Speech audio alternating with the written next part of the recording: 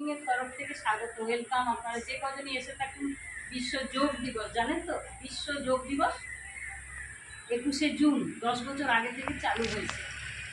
তো বিশ্ব যোগ দিবস কি? যোগ মানে কি?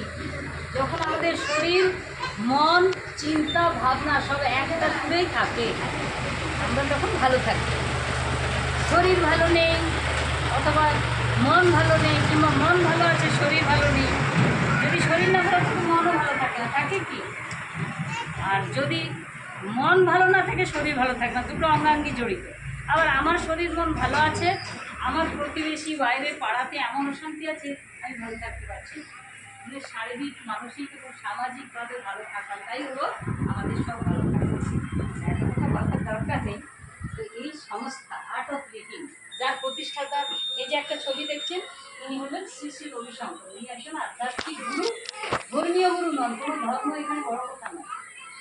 উনি মানুষকে ভুল পথ থেকে সঠিক পথে আনেন, আর মানুষের মন থেকে হিংসা দূর করে শান্তি আনার চেষ্টা করেন। আর শরীর এবং মনের যে অসুবিধাগুলো আছে সেগুলো